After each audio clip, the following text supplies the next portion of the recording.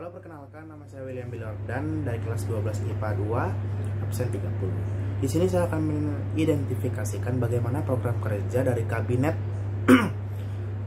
kerja dari tahun 1950 sampai 1959.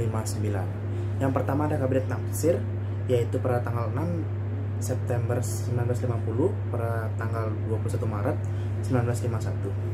Jadi program kerja natsir ini dari kabinet natsir yaitu yang pertama meningkatkan usaha keamanan dan ketentraman. Jadi yang kedua ada konsolidasi dan menyempurnakan pemerintahan. Yang ketiga menyempurnakan organisasi angkatan perang.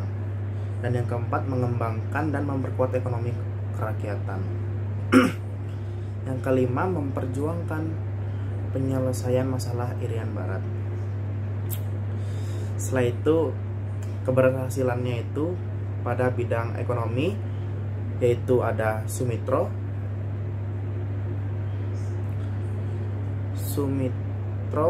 Plan yang mengubah ekonomi kolonial ke ekonomi nasional Indonesia masuk PBB. Berlangsung perundingan antara Indonesia Belanda untuk pertama kalinya mengenai masalah Irian Barat. Kegagalan kabinet dalam menyelesaikan masalah Irian Barat, adanya mosi tidak percaya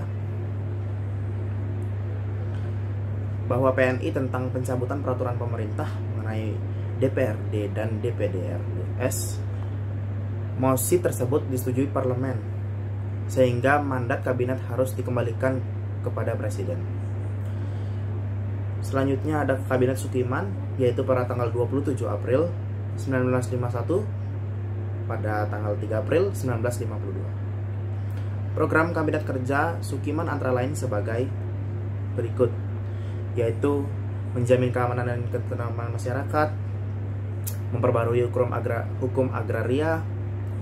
Setelah itu adanya mempercepat persiapan pemilihan umum, dan selanjutnya ada menjalankan politik luar negeri yang bebas aktif. Keberhasilan yang dicapai yaitu terjadinya perubahan skala prioritas dalam pelaksanaan programnya dari program menggiatkan usaha keamanan dan ketentraman. Selanjutnya diprioritaskan untuk menjamin keamanan dan ketentraman. Kegagalannya yaitu muncul pertentangan di antara Masyumi dan PNI atas tindakan Sukiman, sehingga itu dapat menarik dukungan dari kabinet tersebut. DPRD akhirnya menggugat Sukiman dan terpaksa Sukiman harus mengembalikan mandatnya kepada presiden.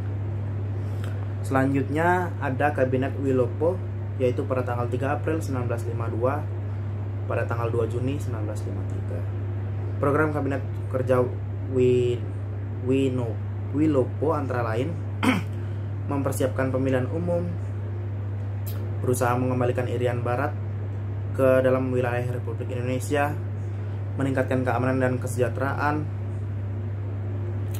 memperbarui bidang pendidikan dan pengajaran, lalu melaksanakan politik luar negeri yang bebas aktif.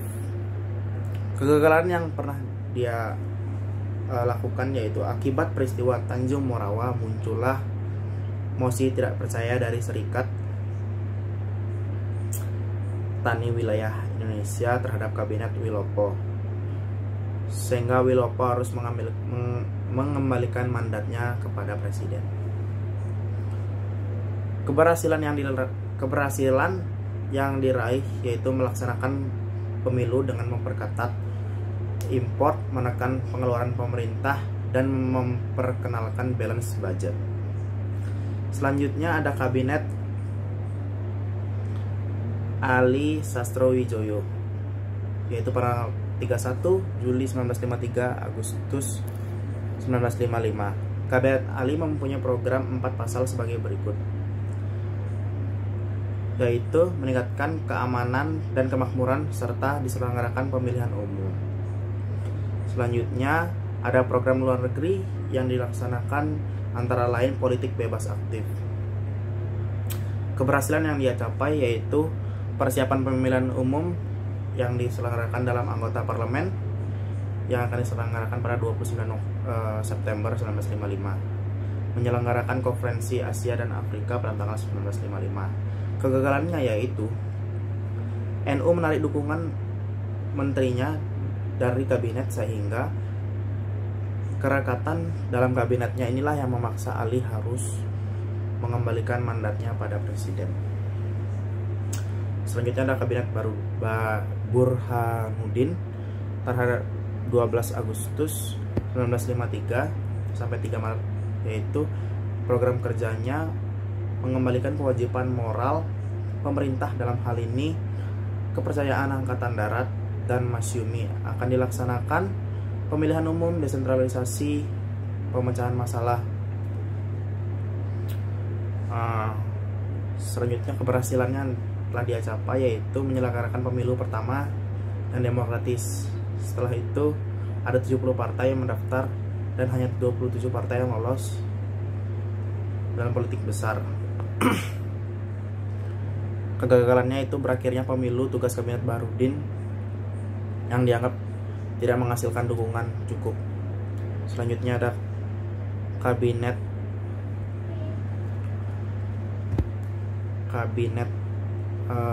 yaitu kabinet Juanda, yaitu dilaksanakan pada 9 April. Dalam kabinet Juanda itu tersebut membentuk Dewan Nasional Indonesia dan adanya pembatalan KMB. Keberhasilannya itu mengatur kembali batas perairan nasional Indonesia melalui deklarasi, dan kegagalannya yaitu berakhirnya Presiden Soekarno dan mengeluarkan dekret Presiden 5 Juli 1959. Terima kasih.